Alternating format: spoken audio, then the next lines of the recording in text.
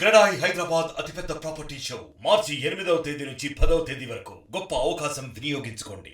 భరద్వాజాంతర్భూత పావన వృద్ధగౌత ప్రతి తీరం ఈ కోనసీమ ప్రాంతంలో మునిమండల గ్రామం మురమల గ్రామంలో శ్రీ భద్రకాళి సమేత వీరేశ్వర స్వామి వారు నిత్య కళ్యాణం పచ్చదోరణంగా విరాజిల్లుతున్నారు.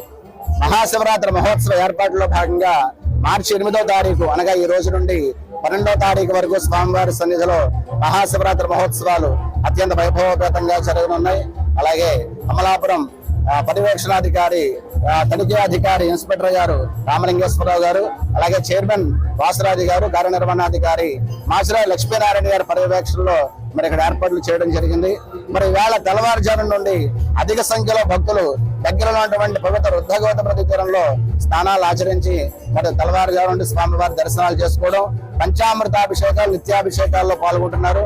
మరి ఇవాళ శుక్రవారం మహాపర్వదినం పురస్కరించుకుని అధిక సంఖ్యలో ఇవాళ మహాశివరాత్రి సందర్భంగా స్వామివారి ఆలయానికి రావడం ఇచ్చేయడం జరిగింది. ఇక్కడ భక్తులకు ఎటువంటి అసౌకర్యం కలగకుండా అధికారులు ప్రత్యేక క్యూ లైన్లతో పాటు చంటి పిల్లలకి పాలు, అలాగే వృద్ధులకి వికలాంగులకి ప్రత్యేక ఏర్పాట్లు చేయడం కూడా జరిగింది. అలాగే ఈ ఏర్పాట్లో భాగంగా 5 రోజుల పాటు అంటే ఇవాళ నుండి 5 రోజుల పాటు పలు ఆధ్యాత్మిక సాంస్కృతిక కార్యక్రమాలు కూడా మరి స్వామివారి సన్నిధిలో ఏర్పాటు చేయడం జరిగింది. చిన్నపిల్లలు కూచిపూడి, భరతనాట్యం వంటి కార్యక్రమాలను కూడా ఏర్పాటు చేయడం జరిగింది.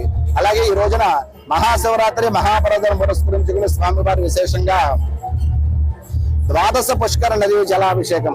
మన భారతదేశంలో పుష్కరాలు జరిగే 12 నదులు గంగా, యమున, సరస్వతి, తుంగభద్ర, ప్రణీత, సింధు, కావేరి ఇత్యాది 12 నదుల నుంచి జలాలు తీసుకొచ్చి మహాశివరాత్రి రోజున విశేషంగా అభిషేకం చేయడం జరుగుతుంది.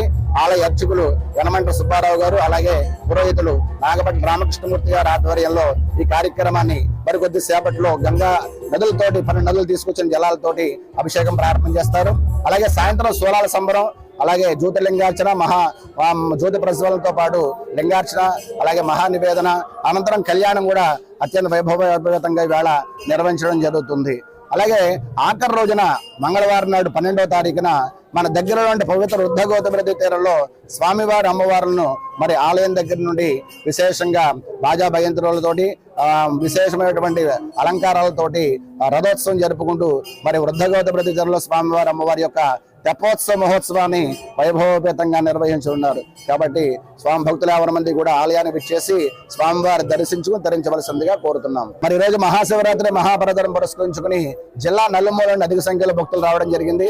తెల్లవారుజాము 2 గంటల నుండి కూడా భక్తులు క్యూలో ఉండడం జరిగింది. అలాగే 4 గంటల నుంచి అభిషేకాలు ప్రారంభం అయ్యాయి. సుమారు ఇప్పటి వరకు 10,000 మంది పైగా దర్శించుకుంటారని అంచనా వేస్తారు. అలాగే సాయంత్రం కూడా మరి అలాగే ఇంకొక 20,000 వరకు భక్తులు వస్తారని చెప్పి అధికారులు అంచనా వేస్తున్నారు.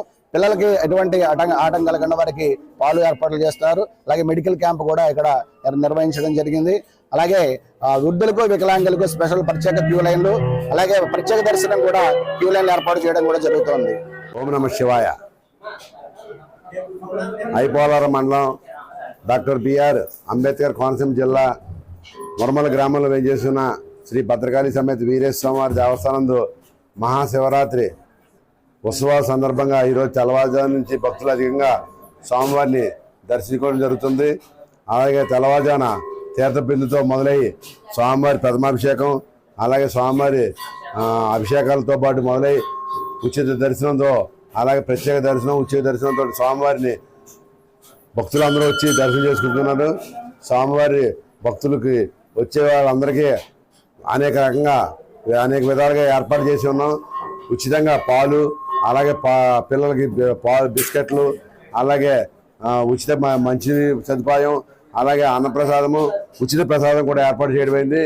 అలాగే మెడికల్ క్యాంపులు కూడా ఏర్పాటు చేయడమైంది.